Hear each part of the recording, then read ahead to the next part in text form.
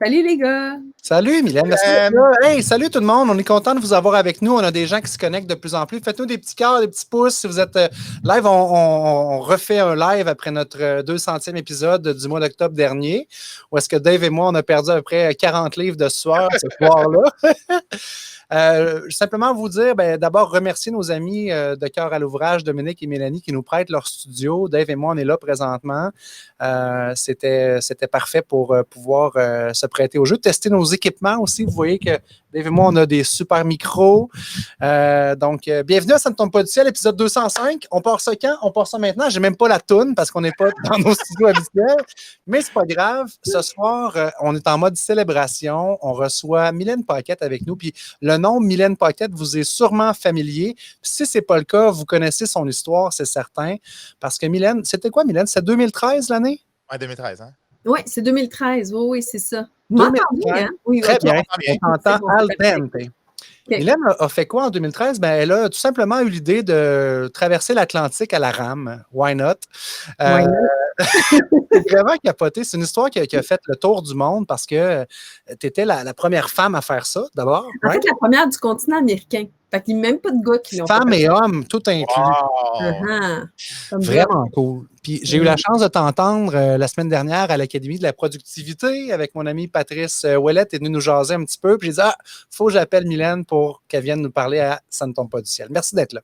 Ça me fait plaisir, un vrai plaisir. C'est super le fun que vous ayez pensé à moi, vraiment. C'était le fun de vous voir la semaine passée aussi.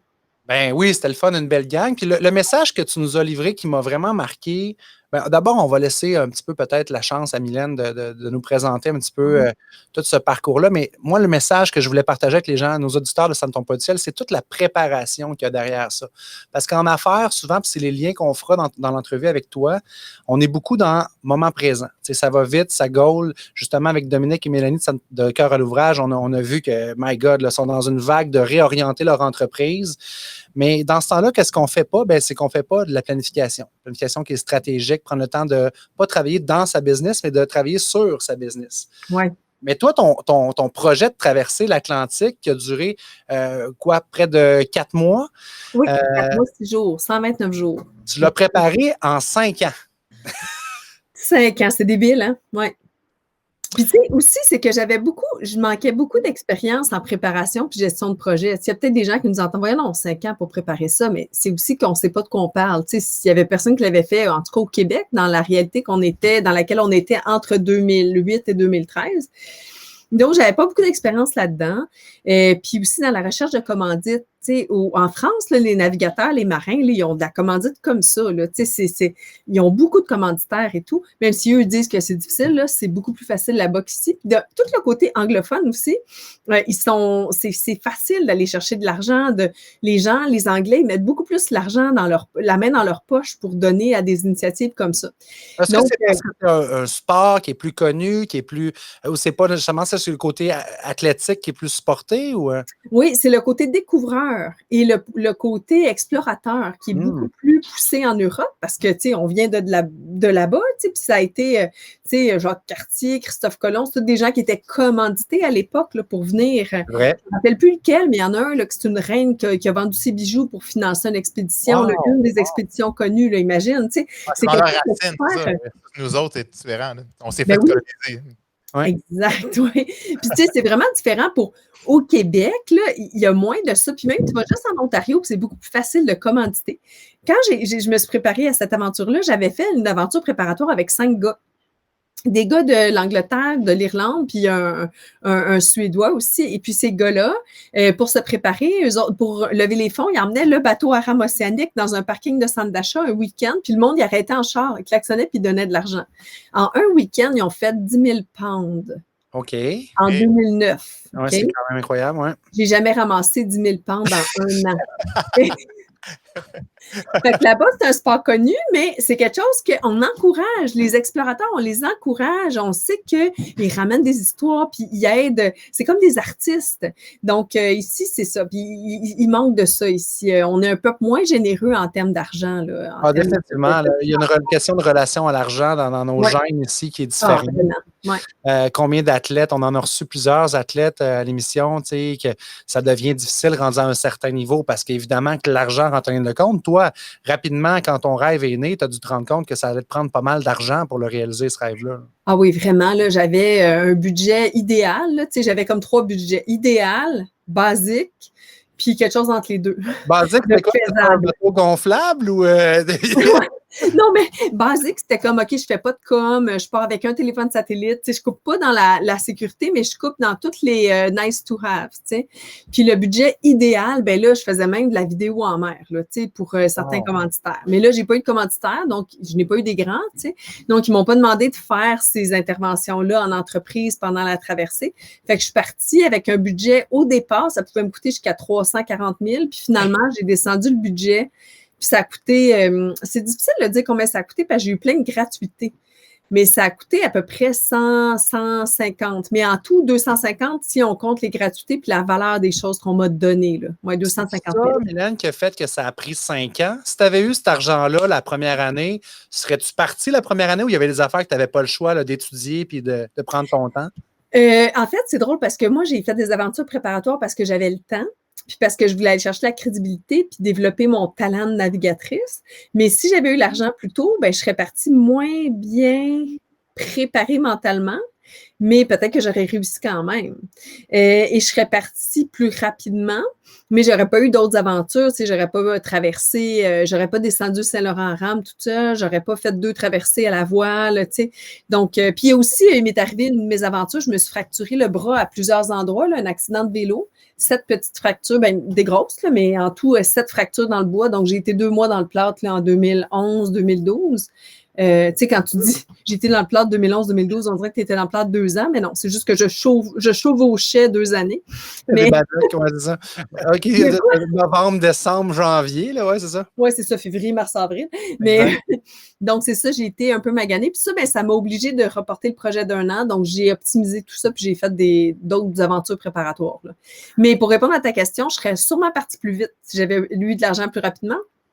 Mais j'aurais peut-être abandonné plus facilement. Parce que peut-être pas revenu. Oui, parce que 5 ans à te préparer, dire je rebrousse chemin puis je me retourne, t'as moins le goût. Puis, ce que je me posais aussi, la préparation physique, mais à travers ça, parce que tu étais une fille sûrement en shape parce que tu parles que tu faisais du vélo, mais il y a le mental, mais il y a le physique aussi. Oui, mais le physique, là, vous seriez déçus. Ben, en fait, vous allez être déçus. C'est pas si... Je fasse attention, mais c'est pas si important que ça.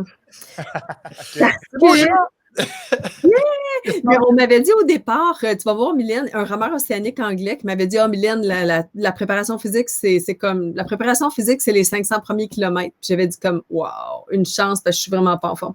Donc, c'est juste de dire que si tu es prêt physiquement, tu peux faire la traversée, mais ça se peut que tu aies trop mis de temps là-dedans puis que tu saches pas quoi faire avec un début d'incendie, avec une voie d'eau, avec une panique, donc, je me suis vraiment préparée à faire face à toute éventualité, puis j'ai eu moins de temps pour me préparer physiquement. Puis c'est vrai que aussi, il faut que tu prennes un petit peu de poids avant de partir. Il y a beaucoup d'aventuriers qui font ça. Hein. Ils s'en vont en Antarctique, puis ils disent, je vais maigrir, je vais peut-être avoir la nausée, je vais peut-être avoir le mal de mer, je vais peut-être...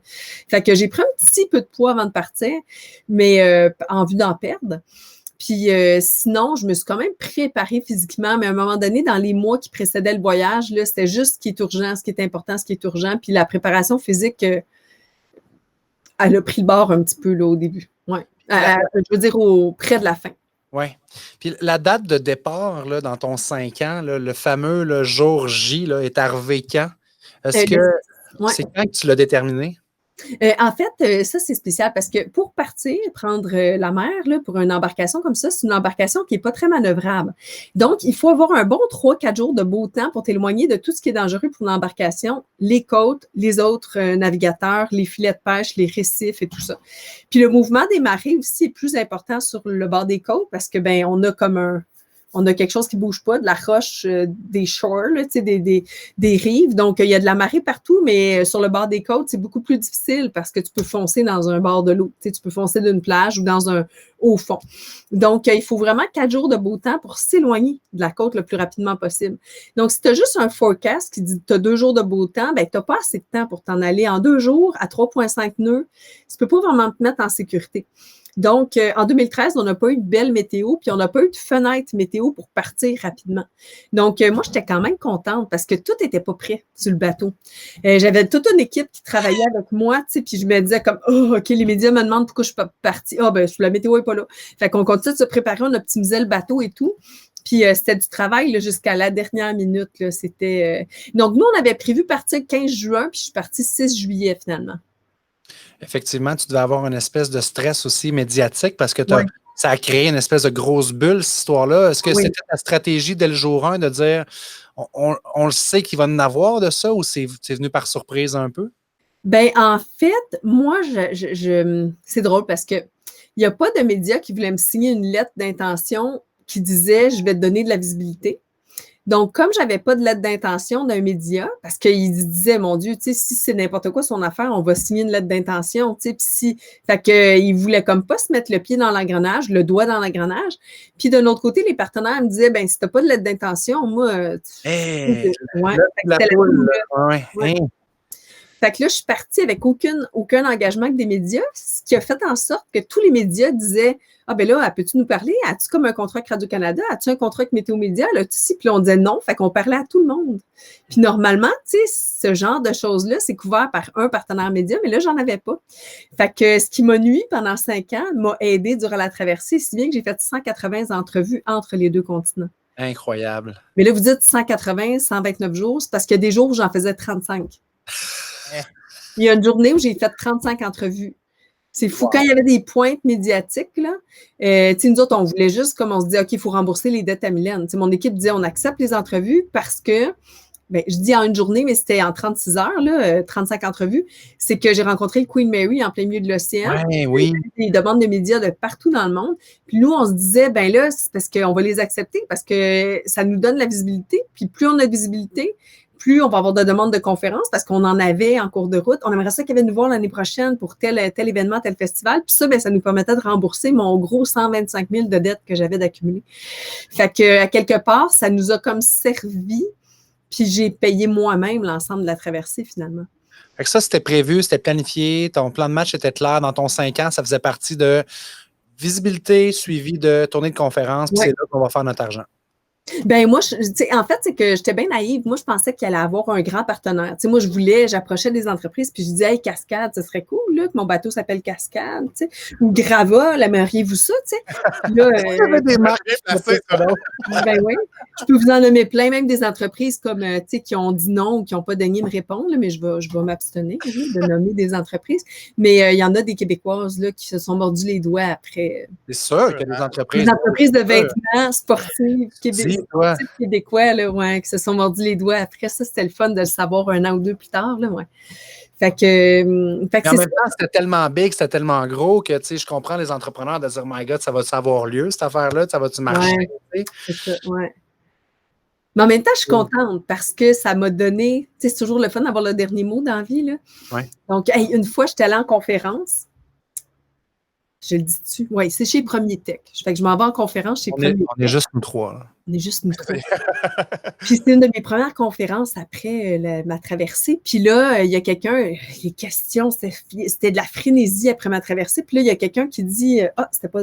Mon Dieu, OK. Je suis comme pas en miroir. On est miroir, hein? Dave est correct, mais moi, j'ai pas de misère. Pour ceux qui nous entendent, là, il y avait une couette pas à bonne place. Donc, donc, je suis là-bas, puis je donne ma conférence. Puis c'est une des premières que je donne après mon retour. Puis on est comme à l'hiver 2014. Puis là, il y a des questions. Puis là, il y a quelqu'un qui se lève puis dit « Pourquoi vous n'êtes pas venu nous voir pour de la commandite? On aurait accepté. » Je dis « Ben, je suis venue vous voir. Je suis pour parler avec 3 personnes chez vous. Puis finalement, vous ne m'avez pas répondu. » Hey, la table marketing, là, ils se sont mordus les doigts. Là. Je dis « Ben, je suis obligée de vous dire la vérité. J'attendais votre réponse. » Fait que... C'est-tu un manque d'audace? Vous m'avez invité. C'est-tu un manque d'audace? C'est quoi derrière ça? Je pense qu'il y a de la peur. Je pense qu'il y a de la peur parce que la personne qui te pousse à l'interne pour te faire venir en conférence, le pire qui peut arriver, c'est de perdre X mille, tu sais, pour la livraison de la conférence. Puis le pire qui peut arriver, c'est que hey, l'année prochaine, c'est pas toi qui organise l'événement. Tandis que si tu demandes une commandite de 50 000, puis là, tu prends un budget marketing puis tu fais plein d'efforts marketing sur l'année pour rediriger un budget marketing sur les épaules d'une femme québécoise qui s'en va traverser l'océan à la rame, dont tu ne contrôles pas la situation, tu ne sais pas vraiment, tu sais, oui, tu vas le savoir éventuellement, mais c'est qui son équipe, c'est quoi les tenants et aboutissants, qu'est-ce qui va l'amener au succès, qu'est-ce qui peuvent entraver sa route et tout ça. Bien là, c'est vraiment stressant pour ces entreprises-là. Puis oui, je pense que c'est un manque d'audace, c'est un manque de confiance, c'est un manque de ramer tout le monde dans le même sens aussi. Tu sais, s'il y a 3-4 personnes ou un directeur dans une usine ou dans un endroit qui dit non, moi, je suis pas sûre, là, vous ne me tordrez pas le bras pour faire ça, ben le reste de l'équipe suit, puis il faut que tout le monde soit d'accord, tu sais. Alors qu'aujourd'hui, tu repartirais d'un matin ou dans 5 ans, les gens se garocheraient à la porte, là, parce que là, on sait que tu es capable de le faire, puis on est plus rassuré. Je sais pas. Mais tu leur ferais-tu? Je suis pas sûre. Ben oui, le j'ai un petit poulet, là. Vous l'avez vu tantôt, là, Yes. avant qu'on commence, là, je vous l'ai présenté. Mon petit poulet qui a 18 mois. Fait que, tu sais, c'est sûr qu'avec un petit poulet de même, je partirais pas pour le laisser à la maison, parce que ça prend des mois, mais éventuellement, je vais sûrement repartir toute seule. Ça, je vais repartir toute seule un jour, mais je vais attendre qu'il grandisse un peu, là. Tu seras commandité par Ça ne tombe pas du ciel. Oh yeah! Le cœur à l'ouvrage. Oui, on va nos amis de cœur à l'ouvrage, ils vont te commanditer.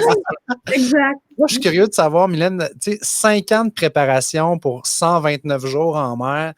Tu reviens, là, puis bon, tu vas peut-être pouvoir comparer avec ton enfant, mais le postpartum, le fait de dire, après tout ce travail-là, tu sais, now what, là, tu sais, tu as été, oui, inondé d'entrevues, puis de des conférences, mais n'as-tu eu une espèce de blues de dire, ouais, là, il se passe quoi avec ma vie, là? Mais moi, je dirais que le blues, il est comme arrivé après 2 ans. Vraiment 2 ans après, parce que là, la frénésie était un petit peu plus, tu sais, ça tombait un peu pas à plat, mais tu sais, ça a comme diminué la frénésie de ma traversée après 2 ans. Donc, tu sais, je dirais l'été 2015, là, ça commençait à comme, s'essouffler, mais il y a comme une période après ma traversée où il y a eu comme un build-up, là, les gens, ils m'invitaient beaucoup, beaucoup. Après ça s'est comme essoufflé. Il y a eu d'autres aventures un peu plus connues du public. Puis là, on dirait que plus on s'éloigne de la traversée, puis surtout à cause de la pandémie, bien là, plus elle se légendrifie parce que personne n'a été capable après moi. Donc, moi, je me disais, ben là, tu sais, je vais être dans les oubliettes dans 2 ans ou dans 3 ans, mais là, il y en a un Québécois qui a essayé, il n'a pas réussi. Il y a un Canadien, je pense, qui a réussi depuis ma traversée, mais il n'y a pas d'autres personnes connues au Québec là, qui ont réussi. Fait que plus on s'éloigne, plus ça s'est légendrifié. Le temps de la renommée, on est en train de hisser ton filet sur le top. Hey. Retirer son maillot. Mais c'est tout à ton honneur. Ça veut dire que vraiment, tu as réussi à faire quelque chose qui est un exploit extraordinaire. Toute cette préparation-là t'a amené à réaliser quelque chose que, my God, quand tu n'as pas personne qui te suit en arrière, c'est parce que tu es dans une trail incroyable. Ah, c'est vrai, hein, vu de même. Ouais. C'est une force mentale surtout. Là. Je veux dire, passer à travers ce que tu es passé, puis je pense même avec l'embarcation, ça n'a pas été toujours évident. Là, fait que, tu en as parlé, Mylène, à quelques reprises la semaine dernière en conférence, le côté de l'attitude. Ouais. Ça a été pour toi un élément clé dans tout ça parce qu'il a fallu que tu t'entoures d'une équipe autour de toi. Tu n'as pas fait ça tout seul. Combien de personnes tu avais dans la mais c'est sûr qu'il y avait une garde rapprochée. Là. Ceux qui prenaient part aux décisions. Hermel, Michel, Benoît, Jean-Pierre, Dominique. Ça, c'est vraiment une garde rapprochée. Donc, Jean-Pierre, c'était le fils d'Hermel, c'était le project manager. Hermel, c'était mon technicien sur APL. C'était comme un père spirituel pour moi. Il est ici. Il est là tous les jours. Hein? C'est comme je suis avec tous les jours. Là. Il est décédé aujourd'hui, malheureusement. Donc, c'est ton bénévole, en fait, pour ceux qui ne le savent pas, tu as nommé ton bateau Hermel parce que c'était ton bénévole qui a fait le plus d'heures. Oui, exactement. 3000 heures de bénévolat. Incroyable. J'ai calculé, là, ça en fait des années à temps plein là, sur le projet. C'est vraiment à temps plein. Là. Oui. C'était à temps plein. Puis après ça, il était mon trésorier, puis tout ça. Puis il a commencé, là, pas par le dos de la cuillère, il a commencé, lui, 20 heures semaine. Ah ouais, t'es mon projet de retraite. Wow. En fait, t'es pas mon projet de retraite, mais cette traversée-là, c'est mon projet de retraite. Fait que quand il y a le temps de penser, laisser tomber, tu dis, ben non, je ne vais pas comme y enlever son projet. C'est fou à quel point ces bénévoles-là t'aident à poursuivre, à donner les prochains coups de rame. Fait qu'il y avait Hermel, il y avait Jean-Pierre, son fils, il y avait Benoît, qui est comme un conseiller, c'est comme un grand frère pour moi. Il m'a présenté plein de gens et tout ça. Puis il y avait Michel, c'est le routeur météo, celui qui connaît, il fait le forecast, puis il s'occupe vraiment de développer la stratégie puis la tactique avec moi. Puis Dominique, c'est une femme, Dominique Ladouceur, c'est comme vraiment quelqu'un de super important pour moi encore aujourd'hui, une fille fantastique qui s'occupait de tous les médias. Puis c'était un peu comme une psy aussi pour moi, elle était vraiment dans le projet, puis c'est vraiment devenu quelqu'un de super important pour moi durant la traversée. Donc, c'est toutes des... Puis après ça, il y avait comme une dizaine de personnes qui s'occupaient des réseaux sociaux, qui s'occupaient de mon bien-être, ou qui m'aidaient, qui me coachaient un peu et tout ça. Mais ces 5 personnes-là, c'était pas mal le corps central. Puis j'oublie, je parle même pas des médecins. Il y en avait un de nuit, un de jour qui peut me répondre en tout temps. J'avais un dentiste aussi sur appel. Donc, j'avais vraiment une belle équipe, ouais. Puis tu parlais de l'attitude parce que, bon, ton attitude toi-même pendant la traversée, my God, que ça doit être important, ton mindset, ton mental, dans la préparation aussi, là. Oui, c'est vrai. Donc, c'est sûr que dans la traversée, l'attitude, à un moment donné, je m'étais rendu compte que, OK, ben, c'est vraiment la seule chose qu'on peut maîtriser, la seule chose sur laquelle on a de l'ascendant.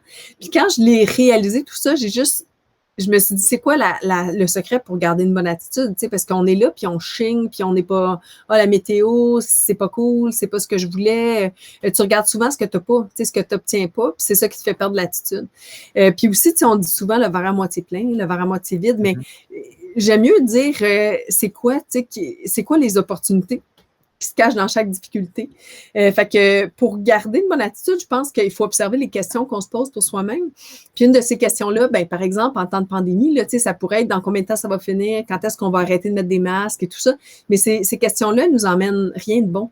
Peu importe, même si tu le sais maintenant, ça va donner quoi de le savoir? Fait que moi, je trouve qu'on devrait se poser des questions plus ouvertes à savoir qu'est-ce que moi, je voudrais changer dans ma vie? Comment est-ce que je peux tirer parti de ça? Est-ce que, tu sais, comme moi, j'ai commencé à faire des Facebook Live, comme bien du monde d'ailleurs, là, pendant la pandémie, mais tu sais, j'ai développé d'autres talents, puis tu sais, je me suis dit, OK, ben là, il faut que je fasse des conférences en ligne, là, il faut que je m'adapte, tu sais. Alors, il faut que j'apprenne quelque chose de nouveau. Donc, pour garder une bonne attitude, je pense que ça commence justement par les questions qu'on se pose pour soi-même, puis dans l'observation aussi de soi, tu sais. Aïe, attends, là, je suis donc bien chialeuse, là. Il y a 2 heures, j'étais bien, qu'est-ce qui est arrivé? Tu sais, puis d'essayer de se trouver des trucs, des astuces pour garder une bonne attitude. Moi, je pense que c'est un travail de longue haleine, puis c'est un travail de tous les jours aussi.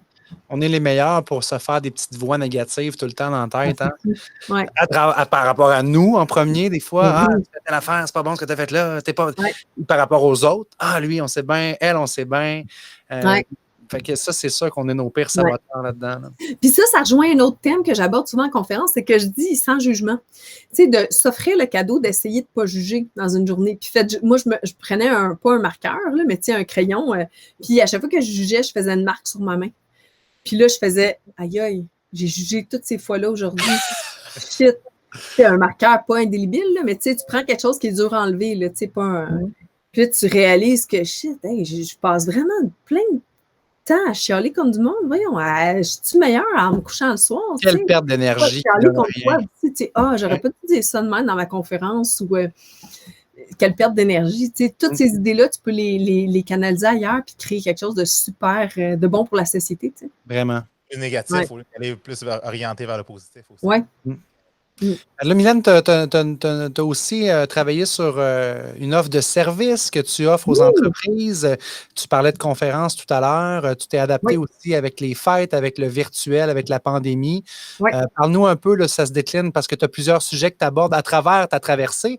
Tu nous fais vivre ta traversée. C'est vraiment le fun. Tu as des belles photos, des extraits vidéo extraordinaires. Tu sais, il y a des moments où j'étais avec toi sur le bateau. Tu as pris le temps de tout documenter ça. Puis je pense qu'il y a une des choses que tu regrettais le plus, c'est d'avoir perdu des données. Puis on comprend pourquoi, parce que c'est ta mémoire de ce trip-là, puis de toute la préparation. Ouais. Ça se décline comment maintenant, ce que tu fais avec les entreprises? Puis appel à tous, hein, ceux qui sont archi bons pour aller chercher des données sur une carte SD, là, écrivez-nous. On lance l'appel, On a il y en a 400 sûrement dans nos auditoires. c'est ça, des geeks, là, écrivez-moi, écrivez-moi. Mais ça se décline comment, l'offre? En fait, j'ai choisi de diversifier l'offre, c'est-à-dire au lieu de faire une présentielle, pardon, pas une conférence en présentiel, on peut pas, mais une conférence, c'est de 60 à 90 minutes ou de 35 à 100 minutes, c'est de faire plusieurs petites conférences. Donc, tu sais, on sait que les équipes, ils ont de la misère à rester concentrées devant leur écran, puis des fois, on a de la misère à les emmener à être là, puis à être présents, puis à intervenir dans des meetings hebdomadaires. Donc, suite à une ou deux demandes de clients, ce que j'ai fait, c'est que je me suis dit, OK, ben, on va appeler ça des pop-up meetings. Fait que là, vous êtes en meeting, puis là, Mylène, elle arrive, puis là, elle fait pop-up. Hey, je m'appelle Mylène Paquette, je vous raconte une affaire. Fait que là, je leur raconte, par exemple, la rencontre du Queen Mary, comment ça s'est passé. Puis là, ben, je parle de séduction du changement. Parce que séduire le changement, c'est quoi? C'est le séduire à nos yeux, à nous. Fait que là, je parle de posture mentale, par exemple, où je vais parler de créativité négative. C'est quoi la créativité négative? Selon moi, ben, c'est l'anxiété. OK, ben là, il faut savoir que c'est positif. Hey, tu es déjà créatif. Fait que c'est vraiment tout le temps des thèmes différents. Puis je peux revenir aux 2 semaines, au mois. Fait que c'est comme acheter une conférence, mais en 8 parties. Puis le petit drip permet justement à la gang, après ça, de faire un débriefing, de dire hey, Mylène vient d'apparaître pour nous faire un petit pop-up sur ça. Vous autres, comment vous voyez ça? Ça ouvre le dialogue. Oui, puis ça crée des moments ponctuels durant lesquels on parle de d'autres choses que les ventes, les tâches. Nous, notre business, puis on arrive à s'ouvrir ensemble, puis à regarder dans une autre direction, puis à faire des liens avec ce qu'on vit. Donc, ça ouvre la porte à discuter d'autres choses du travail, puis c'est ça qui nous manque présentement, c'est d'être à machine à café puis de dire « Hey, c'était comment ton week-end? » Donc ça, on en parle moins parce que là, tu es gêné, le président de l'entreprise, il est là, ou la directrice RH est là toutes les semaines, tu n'es pas pour parler de ton fils qui a fait ses dents, tu sais. Donc, tu partages moins de ta vie, puis tu partages plus du travail, puis ça, partager de sa vie, partager de son opinion sur un sujet donné, c'est important pour la cohésion d'équipe. Donc, ça permet la cohésion d'équipe. Puis ça, là, je suis super contente de pouvoir participer un temps soit peu à ça. Là, j'aime bien ça. C'est vrai que le côté tout webinaire, tous les meetings Zoom, Teams de ce monde, ça amène un côté formel. Ouais. J'ai une amie à moi qui travaille pour une grosse entreprise, puis elle me disait, ben nous, on a pris l'habitude de se connecter 10 minutes avant le meeting tout le temps. Fait que si le meeting est à 3 heures, on arrive à 3 heures moins 10, puis le 10 minutes avant, c'est le blabla. On se permet d'être dans des choses qui ne sont pas nécessairement officielles. On va dans l'informel. Comment était ta fin de semaine? Puis oui, des fois, c'est cacophonique un peu. Puis c'est pas tout le monde qui se connecte 10 minutes avant, mais ça permet de créer ces moments-là d'échange. Oui. C'est important parce qu'on l'a plus. On l'a plus autour de la machine à café, on l'a plus au travail, on l'a plus dans l'ascenseur, on l'a plus dans plein de lieux communs. Parce qu'un lieu de travail, il ne faut pas oublier que c'est un espace de vie. C'est pas juste. Ah non, puis on en passe des heures au travail. C'est ça. Exact. Mylène, c'est vraiment le fun de t'entendre. Puis on va avoir une question, Dave, qui s'en vient sur tes inspirations puis tout ça. Mais avant tout ça, j'aimerais ça que tu nous dises si tu as une chose que tu retiens de cette traversée-là, puis de cette épopée-là qui a changé la femme que tu es maintenant, ça serait quoi? C'est une chose que je retiens. Oh boy, ben tu sais, je vous ai déjà parlé d'attitude. L'élément qui t'a transformé, qui a dit ça, là, je pourrais dire, aujourd'hui, là, c'est cet élément-là, moi. C'est le leg que j'ai dans ma vie personnelle, c'est ça. C'est une grosse question philosophique. Tu peux même transférer à ton enfant aussi. Là, tu vas dire, je pourrais parler de ça à mon enfant. Cet événement-là m'a permis. Ouais. Ben, je pense que, je pense que ce que ça m'a permis de comprendre, là, cette traversée-là, c'est que tu n'as pas à te justifier quand tu suis ton intuition. Puis la meilleure voix que tu peux écouter dans la vie, c'est ton intuition, c'est ta petite voix intérieure. Wow. Puis plus on va en nature, ben, plus on est connecté à cette voix-là parce qu'on renoue avec notre essence. Donc, tu sais, tu files pas, va dans le parc, là, tu sais, soit... on oublie de connecter. Avec toi-même, sans truc autour. Ouais. C'est sûr qu'en plein milieu de l'océan, là, tu étais pas mal toi avec toi-même. Oui. Puis avec les textos et les emails qui rentraient quand même. Là. Mais tu sais, quand je fermais tout, là, c'était la Voie lactée. Là, puis c'est drôle parce que il a fallu que je fasse ça pour me rendre compte à quel point j'étais vulnérable, mais à quel point aussi je pouvais être insignifiante. Fait que, tu sais, ne pas se prendre au sérieux, ça m'a beaucoup appris ça. Non, ben,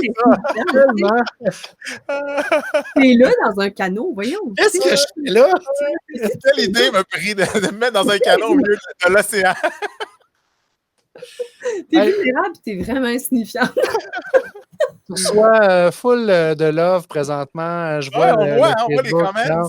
Brie, Ben, ta là, elle est conférence est tellement tellement inspirante. Tu ne peux imaginer l'influence que tu as, Mylène. C'est vrai que de par toute c'est cette gentil. Elle, là, est géniale, cette fille-là. Elle me suit depuis longtemps. Elle m'a acheté un petit canard de plastique. Elle a contribué au projet, Brigitte. Nice. Merci d'être là, Brigitte, avec nous ce soir. Nadja, wow, Mylène, très inspirant. Bravo. Merci d'être là, tout le monde. Nadja. Oui, c'est vrai que tu es inspirante, Mylène, puis que ton message vraiment porte parce que tu as tout ce bagage-là que tu peux démontrer, de dire, regardez, moi, je l'ai fait à travers ce projet-là, puis vous, il y a tellement des parallèles à faire. Dave et moi, on le découvre à chacun des invités qu'on reçoit qui sont plus dans le milieu sportif, de la haute performance. Il y a tellement des liens avec le sens des affaires. Il y a beaucoup de messages que tu lances qui résonnent vraiment. Mais c'est fou, même en gestion de risque. Hey, je pourrais revenir vous parler du risque. C'est tellement... On va te réinviter. On va te réinviter, c'est sûr. Bien, hein, quand vous voulez. On a eu c'est pas sûr qu'on va te réinviter. Il y a trop de choses pour nous parler ici. Là, fait que c'est sûr qu'on réinvite. C'est cool. Hey, je suis de retour quand vous voulez. Good. Dave, tu as le micro de la fin pour notre dernière question. Ma petite question de la fin que je pose tout le temps à chaque invité, écoute, tu as sûrement eu le temps aussi de prendre du temps pour écouter des podcasts ou lire un bon livre ou regarder un TED Talk. C'est toujours ça que je demande à nos invités. Ça peut être un, ça peut être deux, mais nomme-nous peut-être un bon podcast, soit un bon livre ou un bon TED Talk que tu as eu le temps de consommer pendant ta traversée. Que j'ai consommé pendant ma traversée. Je ne sais pas si tu as eu le temps de lire. Là, mais... OK, bien, j'ai lu un super bon livre, mais je peux vous parler d'un super bon podcast que j'adore. Là. Le livre que j'ai lu qui m'a. Mais là, c'est un livre de François Havard. Mais François Havard, quand il m'a entendu parler de ça à la bibliothèque de René Aumirois à Radio-Canada, il a dit comme c'est quoi ça? Personne n'a jamais entendu parler, personne n'a parlé de mon livre à radio, fait qu'il m'avait invité à dîner. Tu sais, fait que j'ai dîné avec François. Oh, nice! Fait le livre chronique de François Havard, mais il y avait aussi le livre C'était le temps des mammouths laineux. C'est autant. Le temps des mammouths laineux de Serge Bouchard. Ça, là, c'est vraiment bon. Okay. Et podcast, ben en fait, celui-là, je ne le connaissais pas pendant ma traversée, mais je le recommande. C'est le podcast qui s'appelle Criminal. Okay. C'est la host, c'est Phoebe Judge. Et c'est malade. C'est tout ce qu'il y a par rapport à la zone criminelle de la vie. Ça peut être un enfant qui résout un crime, elle a une entrevue avec cet enfant-là. Ça peut être... c'est fou, là, vraiment. Allez voir ça. Il est rendu à 125 épisodes. Le Criminal, c'est super bon. C'est en anglais, par contre, mais c'est vraiment, vraiment du bonbon. Merci, Mylène. Merci de t'être prêtée au jeu. On va mettre les liens de toutes ces bonnes adresses-là sur les liens de l'émission. On invite les gens à aller voir ton site également, mylenepaquette.com. On va mettre les liens dans le podcast aussi. Si ça vous tente d'avoir des petits pop-up de Mylène dans vos réunions plates, pourquoi pas ne l'inviter? Oui, c'est moi. Hey, c'est facile, c'est mylène@mylenepaquette.com, puis je vais faire un beau pop-up dans votre meeting. Génial. On aime ça. Merci beaucoup. De très joyeuses fêtes à toi puis à la famille. On te souhaite beaucoup d'amour puis des beaux projets en 2021 pour ce qui s'en vient. Merci, je vous embrasse. Salut, bye. Bye. Vraiment, merci. Ah, Dave, ça conclut notre épisode 205. Eh oui, mon François!